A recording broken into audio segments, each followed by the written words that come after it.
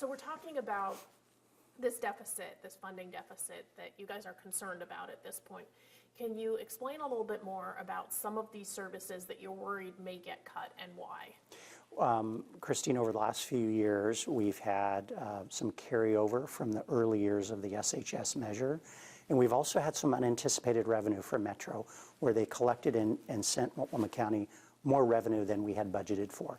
So we use those monies in the time of crisis to make a lot of important investments. Now, we knew those investments would come to an end at some point because those SHS dollars were not going to carry on forever.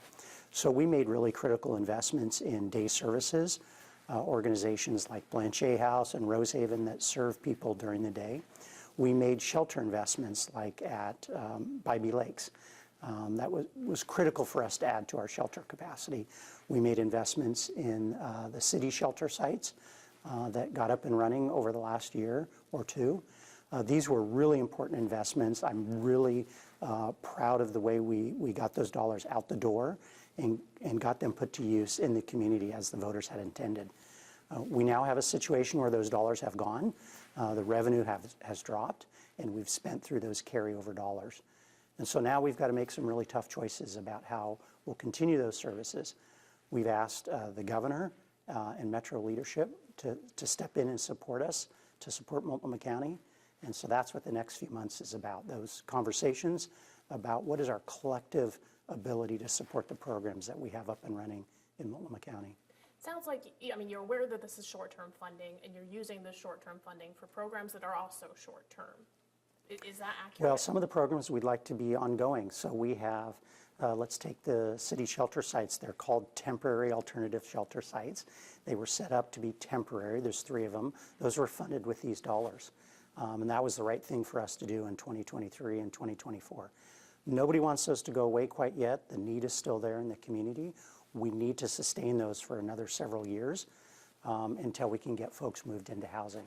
So the challenge for the region, not just Multnomah County, but the challenge for the region and the state is how do we collectively come in to support those investments in those city shelter sites? We're committed to doing that, but we cannot do it alone.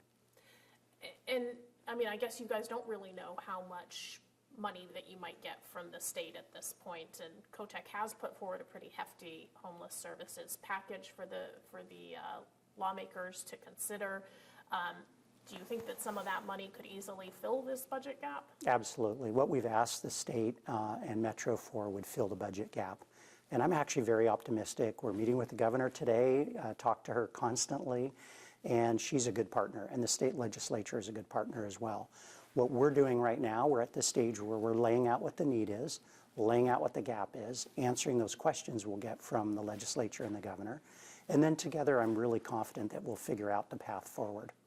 You know, I talked to the governor yesterday, and she sounded not exactly happy with the way that this was announced on Friday. What are your thoughts on what she had to say about that? Yeah, we're moving quickly. There's no question about it. And it's important that we get those numbers out there. It's important that we share with all of our partners exactly where we stand. We don't want any surprises down the road.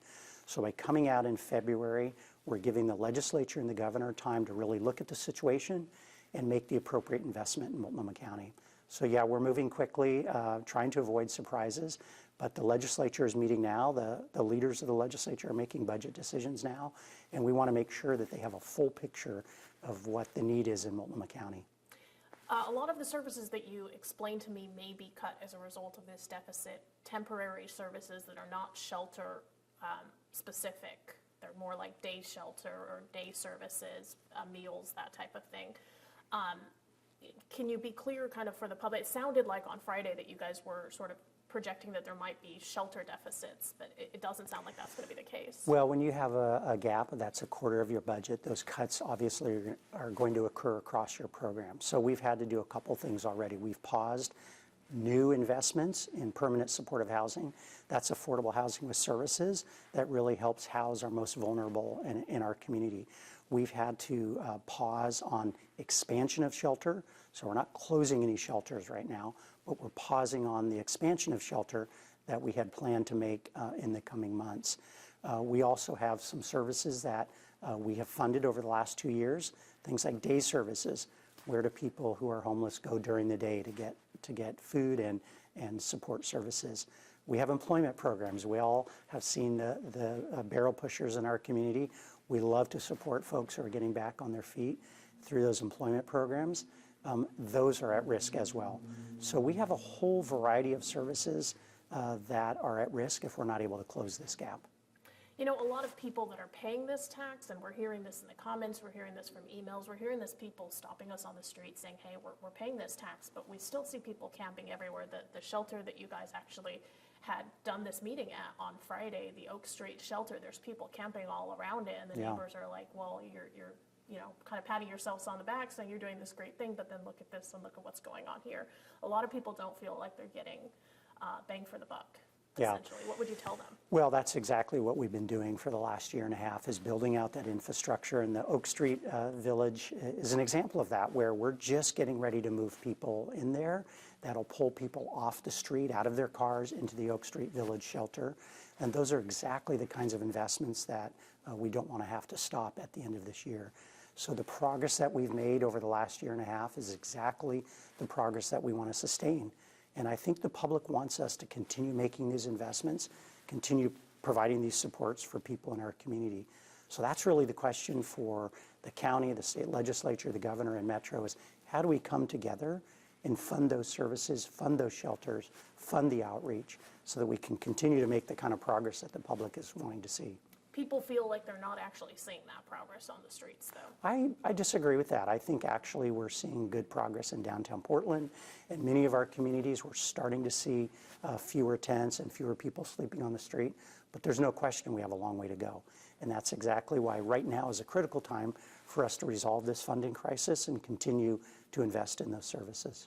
Metro's comments last night in terms of wanting to see more transparency from you guys, wanting to see the numbers of exactly where the money went, not just, you know, in general, department-wise, but to the specific organizations that received the money and how they spent it specifically. What is your response to that? You Metro should not be surprised. We file quarterly reports that detail down to the penny what our spending is and where our financial situation is.